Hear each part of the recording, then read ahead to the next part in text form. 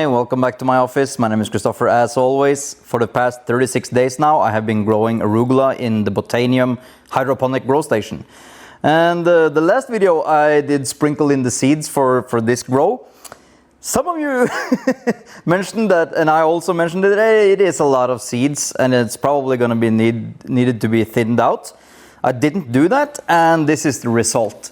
So as you can see, it's perfectly possible to grow dense crops.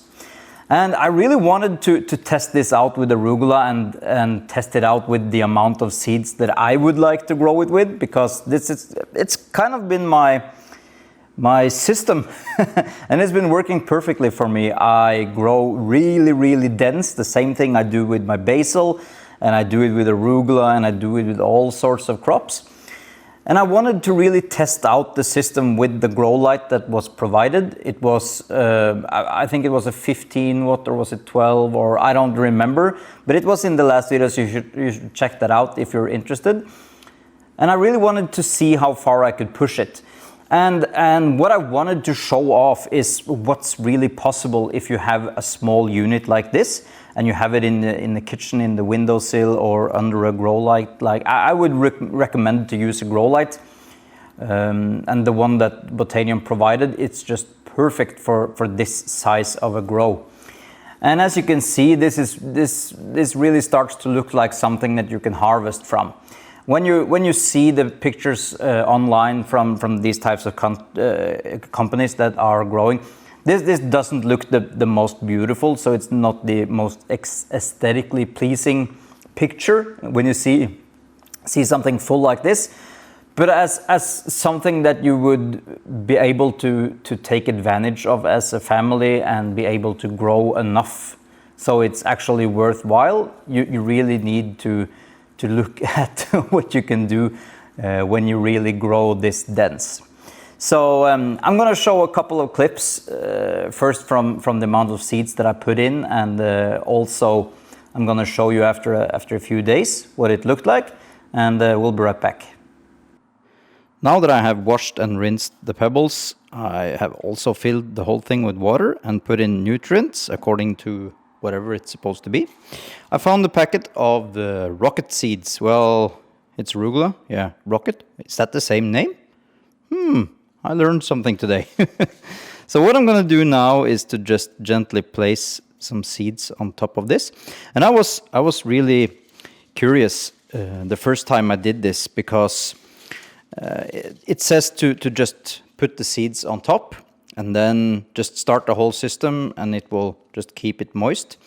And I was afraid that the seeds were going to be too exposed, but it turns out that that's not the case. So it germinated perfectly, and yeah, I guess I learned something there also.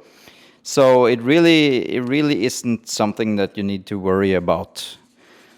I'm just gonna throw in some seeds, and I'm gonna do more than anyone else should, of course, every single time that I do this.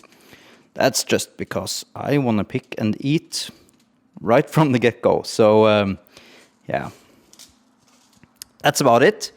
This is day 14, and as you can see, it has really started to grow in now. It's too thick, so I need to trim it, but it's a good start. And after 36 days, this is what you end up with. You can see it is really dense, and it started to produce these beautiful true arugula leaves. And there's some yellow leaves here and there, but that was just my fault. In the beginning, I was afraid of fertilizing it too much, and I haven't had too much experience with the Botanium fertilizer. So when you're growing hydroponic, you really need to get into the rhythm of the fertilizer that you're using. And I started with the basic instruction on how much, but as you can see, I grow way more than intended in this setup. So after a while, I switched over to the hydroponic solution that I use for my coffee tree and everything else. And I started with the mixture that I mix for that. And that's just a basic part. I have a video. I can see if I can link to a video on the mixture that I'm using. And Once I got that solution into this, it just started growing like crazy. Now I think the Botanium solution would do the same if I had mixed in more, but I'm not too familiar with it, and I have a limited amount, so in the end I really wanted to switch over to the setup that I have in the big cans, so it's easier for me to mix for everything at the same time. But as you can see, yeah, it's really growing in nice now. And you would think that normally you would have green luscious grow in the beginning, and it would slowly turn yellow, and it would be cramped space-wise and everything, but it's the total opposite in this grow. As you can see, the yellow leaves are way down there. There were the early leaves, and the true leaves now are coming in more green than ever before. And if I lift this up, you can see some of the roots are starting to poke through. But yeah, really not much to speak about. I have been cutting it back a couple of times, just taking it off. And it's just staying inside the system. The only thing with this Botanium grow station that I would say is kind of a problem when you're growing the way I have been doing with this setup is that the root ball is gonna get so dense when you have so many plants in here that every time the pump starts to spray the water, every whatever how the interval is, I don't remember, I haven't checked, every time it waters, it started to fill up all the way, and it wasn't draining fast enough because of all the roots, so it flowed over, it overflowed and onto the table. And the only quick solution that I did for this, and I've been doing this on a regular basis, once a week or every 4 days or something, I've been going with a screwdriver and just poking holes into the grow medium, just all the way down to the bottom in the grow cup here. And that way the water has some holes to drain by, and that's actually been solving the problem. So I guess this isn't the way Botanium intended it to be used, but this is the way I'm using it, and I'm gonna stick to this method because, as you can see, there really is a couple of dinners here at least, I would say, for a family. And yeah, it has to be this way for me to take interest in growing with the system like this, because if you're growing only 20 or 10 plants or 20 plants or something like that, they're gonna be of course more full than with this setup. But yeah, I really like this one. It's fast, and it really turns out a lot of food in a relatively short amount of time. So I'm really satisfied with this. The only thing I'm making starting okay, let me just move the camera and let's have a serious conversation about this. So before I let you go, I just quickly wanted to mention that I'm actually starting a new YouTube channel. It's going to be in addition to my gardening channel, and it's going to be somewhat of a crossover between the two channels content-wise.